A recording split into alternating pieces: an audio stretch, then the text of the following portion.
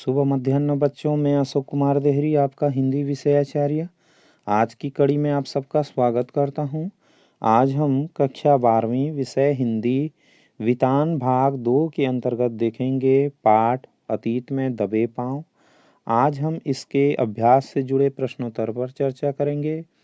चर्चा शुरू करें इससे पहले मैं आपसे अनुरोध करना चाहूँगा, यदि अब तक आपने हमारे चैनल अशोक कुमार देहरी हिंदी क्लासेस को सब्सक्राइब नहीं किया है और आप इस चैनल में नए हैं तो प्लीज़ सब्सक्राइब कीजिए, लाइक कीजिए, कमेंट कीजिए और अपने दोस्तों को शेयर भी कर दीजिए। और यदि आपने सब्सक्राइब कर रखा है तो कोई आवश्यकता नहीं, सब्सक्राइब एक बार होती है, लाइक कमेंट शेयर बार बार होते हैं। तो आइए ज़्यादा देर न करते हुए प्रश्नों पर चर्चा शुरू करते हैं। सबसे पहला प्रश्न लेते हैं। सिंधु सभ्यता साधन संपन्न थी पर उसमें भव्यता का आडंबर नहीं था, कैसे? आइए देखते हैं।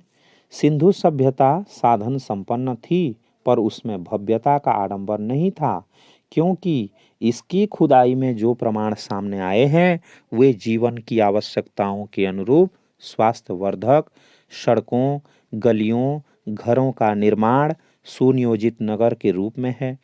यहाँ की जल व्यवस्था में भी कुंड व कुएं व्यवस्थित ढंग से गंदे पानी के मिलने से बचाने के लिए ईंट की चौड़ी दीवारें, बंद नालियां सब एक संपन्न नगर की तरह बनी हुई थीं। जीवन यापन के लिए खेती के काम के औजार, कामगारों के औजार, वास्तुकला, बर्तनों, मुहरों, आभूषणों पर चित्रकारी सब आवश्यकता के अनुरूप थे, न कि दिखावे के रूप में। यहाँ तक कि नरेश का मुकुट भी सबसे छोटी आकृति का व नाव भी सबसे छोटे आकार का था। यहाँ के समाज की एक रूपता इनके मकानों के आकार और कमरों की समान संख्या से प्रमाणित होते हैं। जल निकासी की सुनियोजित व्यवस्था स्वास्थ्य की दृष्टि से विशेष प्रभावी रही। यहाँ के अन्न भंडार, बैलगाड़ियाँ आदि इस बात को प्रभावित करते हैं कि यह सर्व साधन संपन्न थी, लेकिन दिखावा, आडंबर, भव्यता बिल्कुल नहीं थी। सिंधु सभ्यता की खूबी उसका सौंदर्य बोध है, जो राज पोषित या धर्म पोषित न होकर समाज पोषित था। ऐसा क्यों कहा गया था या क्यों कहा गया है? तो इस प्रश्न का उत्तर देखते हैं। सिंधु घाटी के लोगों में कला या सुरुचि का महत्व ज्यादा था। वास्तुकला या नगर नियोजन ही नहीं, धातु और पत्थर की मूर्तियां जैसे मृद भांड, उन पर चित्रित मनुष्य, वनस्पति और पशु पक्षियों की छवियां, सुनिर्मित मोहरे, उन पर बारीकी से उत्कीर्ण आकृतियां, खिलौने, केश विन्यास, आभूषण और सबसे ऊपर सुघड़ अक्षरों का लिपि रूप सिंधु सभ्यता को तकनीक सिद्ध से ज्यादा कला सिद्ध जाहिर करता है। सिंधु सभ्यता की खूबी उसका सौंदर्य बोध है। जहाँ आकार की भव्यता की जगह कला की भव्यता दिखाई देती है, अतः सिंधु सभ्यता का सौंदर्य बोध राजपोषित या धर्म पोषित न होकर समाज पोषित था। तीसरा प्रश्न, पुरातत्व के किन चिन्हों के आधार पर आप यह कह सकते हैं कि सिंधु सभ्यता ताकत से शासित होने की अपेक्षा समझ से अनुशासित सभ्यता थी? सिंधु सभ्यता ताकत से शासित होने की अपेक्षा समझ से अनुशासित सभ्यता थी, क्योंकि अजायब घर में प्रदर्शित चीजों में औजार तो हैं पर हथियार कोई नहीं है। मोहनजोदड़ो हड़प्पा से लेकर हरियाणा तक समूची सिंधु सभ्यता में हथियार उस तरह कहीं नहीं मिले हैं जैसे किसी राजतंत्र में होते हैं। यहाँ शासन और सामाजिक प्रबंध में भी अनुशासन था, पर ताकत के बल पर नहीं। दूसरी जगहों पर राजतंत्र या धर्मतंत्र की ताकत का प्रदर्शन करने वाले महल, उपासना स्थल, मूर्तियां और पिरामिड आदि मिलते हैं, किंतु यहाँ न भव्य राजप्रसाद मिले, न मंदिर, न राजाओं महंतों की समाधियां। यहाँ के मूर्ति शिल्प छोटे हैं और औजार भी। यहाँ के नरेश का मुकुट और नाव भी बनावट में अन्य देशों के आकार की तुलना में बहुत छोटी है। अगला प्रश्न लेते हैं। यह सच है कि यहाँ किसी आंगन की टूटी फूटी सीढ़ियां अब आपको कहीं नहीं ले जाती, वे आकाश की तरफ अधूरी रह जाती हैं, लेकिन उन अधूरे पायदानों पर खड़े होकर अनुभव किया जा सकता है कि आप दुनिया की छत पर हैं। वहां से आप इतिहास को नहीं, उसके पार झांक रहे हैं। इस कथन के पीछे लेखक का क्या आशय है? यह सच है कि यहाँ किसी आंगन की टूटी फूटी सीढ़ियां अब आपको कहीं नहीं ले जाती, आकाश की तरफ अधूरी रह जाती है, लेकिन उन अधूरे पायदानों पर खड़े होकर अनुभव किया जा सकता है कि आप दुनिया की छत पर हैं। वहां से आप इतिहास को नहीं, उसके पार झांक रहे हैं।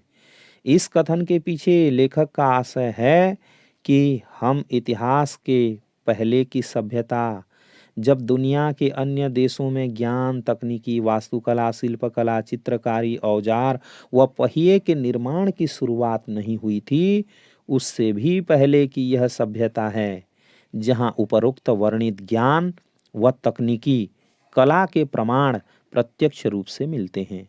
अर्थात यह दुनिया की अन्य सभ्यताओं में से भी पहले की सबसे प्राचीन व साधन संपन्न विकसित सुसंस्कृति थी। उस समय की नगर योजना, जल संस्कृति, खेती, शिल्प, वास्तु, चित्रकारी आदि कलाओं का प्रयोग आज की संस्कृति में किया जा रहा है।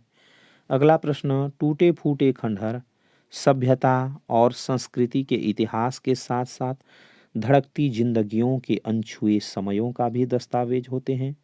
इस कथन का भाव स्पष्ट कीजिए। टूटे फूटे खंडहर सभ्यता और संस्कृति के इतिहास के साथ साथ धड़कती जिंदगियों के अनछुए समयों का भी दस्तावेज होते हैं, क्योंकि किसी भी अतीत के पांव में दबी हुई सभ्यता की जानकारी उसके टूटे फूटे खंडहरों, धरातल की खुदाई से प्राप्त वस्तुओं के द्वारा मिलती है। उन खंडहरों की दीवारों पर टिककर हम उसकी वास्तुकला द्वारा उसकी प्राचीनतम संस्कृति का आकलन कर सकते हैं। रसोई की खिड़की पर खड़े होकर उसकी गंध, शहर के सुनसान मार्ग पर बैलगाड़ी की रुनझुन, मिट्टी के रंग से उस काल के बर्तनों व मूर्तियों की जानकारी, पहियों द्वारा विकास का क्रम आदि जान सकते हैं। कई नगर योजनाएं ऐसे भी हैं जो तब से लेकर आज तक वैसी की वैसी खड़ी दिखाई पड़ती हैं, मानो कल की ही बात हो।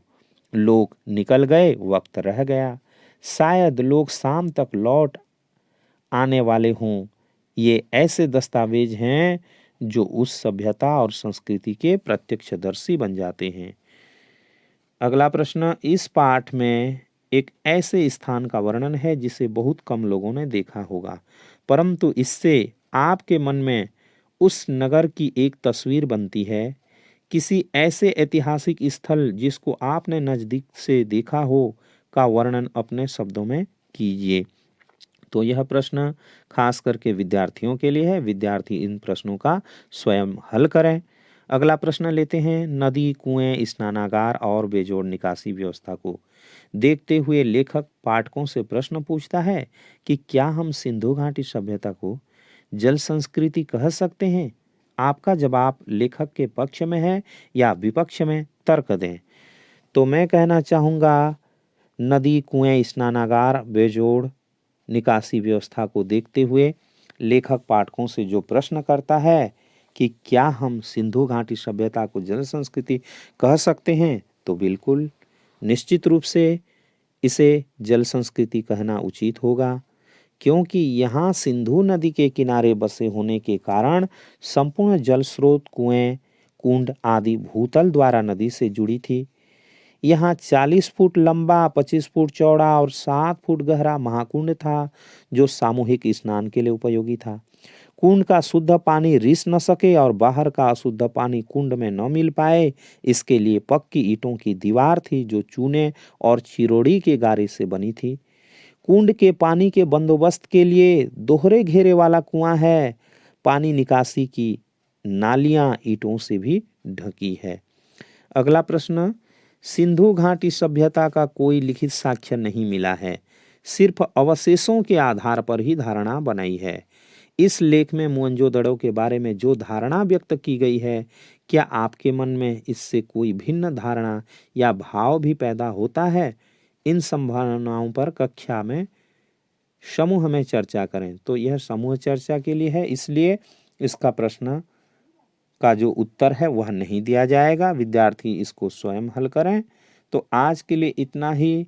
आशा करता हूँ आज का वीडियो ज़रूर अच्छा लगा होगा। वीडियो को शुरू से अंत तक देखने के लिए धन्यवाद।